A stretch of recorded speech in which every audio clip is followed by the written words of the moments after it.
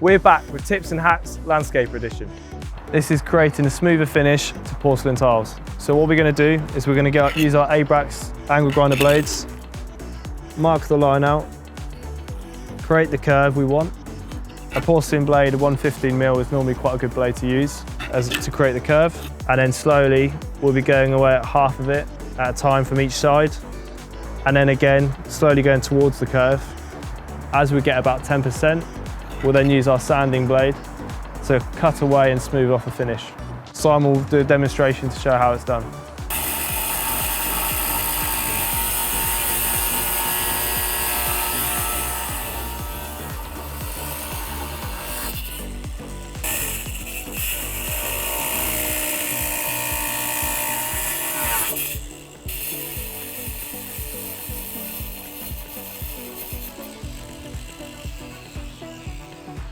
Now he's finished using the angle grinder blades, he's going to swap to a sanding disc, and that's just to smooth out finish to create that nice clean curve.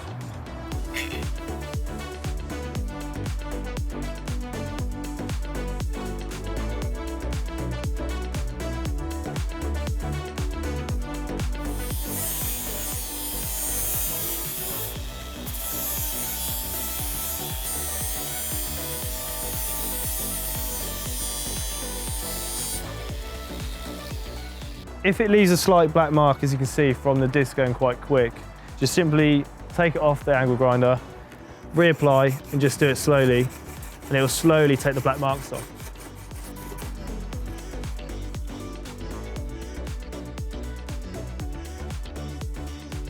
So one real benefit of doing this is it's considerably a lot more cost effective using Toolstation Abrax blades in comparison to getting someone out to come and cut these curves. It could save a few £100 up to thousands of pounds for a customer. And also, it's just a neater finish for a garden rather than just a clean cut finish.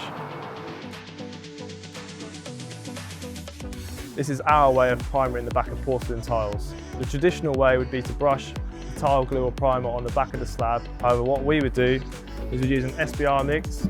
We'd pour it onto a tray like this, which is a plywood sheet with 4x2 framework to keep the primer in.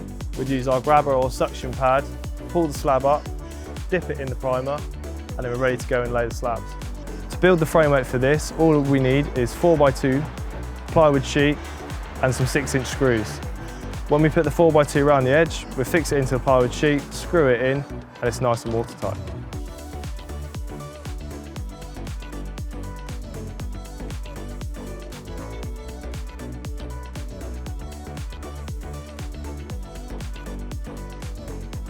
One of the reasons we would use it is, one, it makes the jobs quicker, makes it more efficient, it means we can get onto the next job quicker, and it means we would need less labour as it's a self-application rather than having a labourer to glue on the back of the slabs.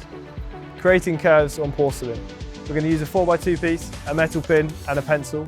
We're going to cut a hole in the 4x2 at the end. That's where the metal pin will sit. Put a pencil on the other end and mark out to create our arc, and that allows us to create our curve.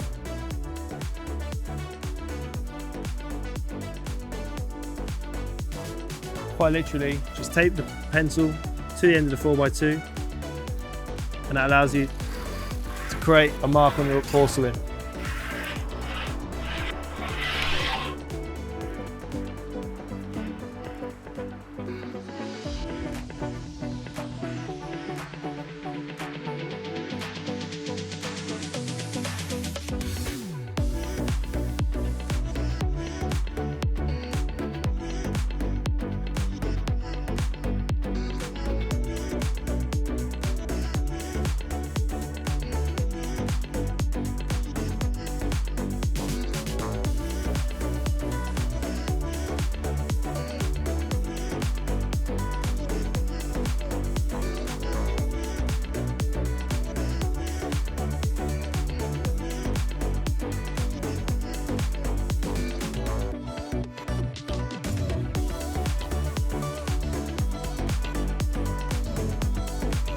Now the slabs are all cut, we can start taking the slabs away, take the muck out, so we have a nice clean curved finish.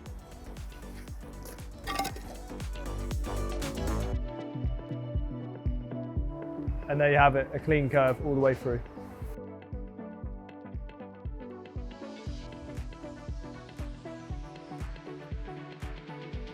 This is a simple method to remove composite decking without affecting the boards. All you need to do is quite simply put the hammer in between each fixing, knock out the fixings, which means you can salvage the boards.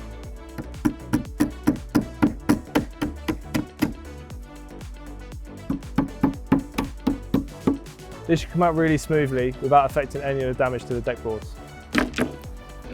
Just like that. All the fixings are out.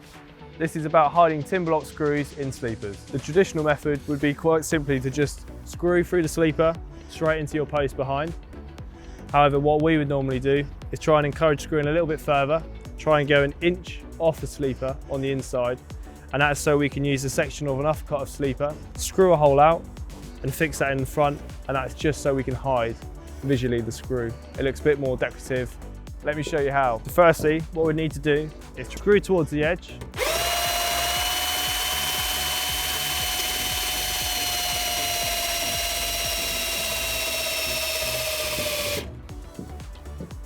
I'd usually use WD-40, and that's purely just so it doesn't smoke up too much.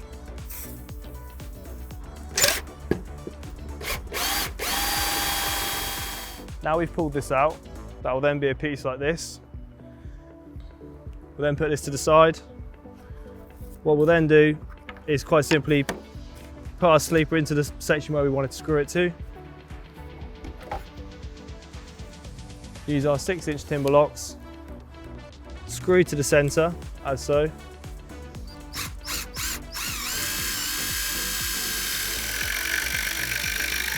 As you can see, I've gone about an inch or so deep into the wood, and that's so that I can put my cut in, hammer this in, and they've got a clean finish and you can't see the screw. So I get my piece of timber here, I make sure the grade of the lines is matching up, and quite simply just tap it in. As you can see, it's a lot less obvious than a normal hole. You may or may not have known these tips. Keep an eye out for the next trade hack.